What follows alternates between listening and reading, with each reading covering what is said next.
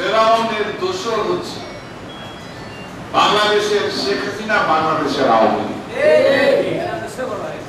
কারণ আমি মনে করি ফেরাউনের থেকে বলবো, ফেরাউনের সময়কার কথা আমি বলতে পারবো না, এত অত্যাচার হচ্ছে কেন। গত 15 বছর এদেশের মা-বোনেরা, এদেশের ইসলামী ভাবপূর্ণ মানুষ মুখে দাঁড়িয়ে মাথায় টুপি দিয়ে মানুষ বাড়ি থেকে বেরোতে পারে না।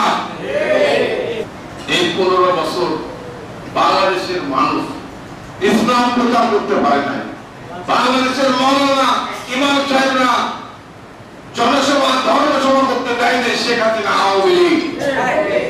ওরা বাংলাদেশে যেভাবে ফেরাউন, নমরুদ এই পৃথিবী থেকে ইসলামকে নিশ্চিত করতে চেয়েছিল, যেভাবে আমাদের নবী হযরত মুহাম্মদ সাল্লাল্লাহু আলাইহি সাল্লাম আল্লাহ তাআলার নির্দেশ অনুযায়ী কোরআনের বাণী, কোরআনের আহ্বান সারা পৃথিবীতে এক প্রান্ত থেকে আরেক প্রান্ত পর্যন্ত ইসলামের কোরআনের নির্দেশ বাণী পৃথিবীর আরেক প্রান্ত থেকে আরেক প্রান্ত যখন উনি প্রচার করতে বের হয়েছিলেন, ঠিক তেমনি ভাবে সেদিন ইসলামকে ধ্বংস করার জন্য চেষ্টা করা হয়েছে। আপনারা জানেন যে আমাদের এখানে ফাজিল মাদ্রাসা আছে,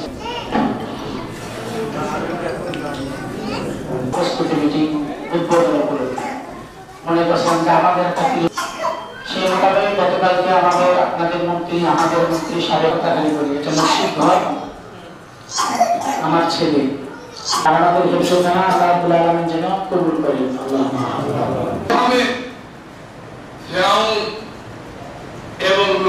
অশেষ অনুগ্রহে আমরা পৃথিবীর সমস্ত ব্যস্ততা ফেলে আজকের তিনি পরিবারের প্রধান হিসেবে এগিয়ে আসেন।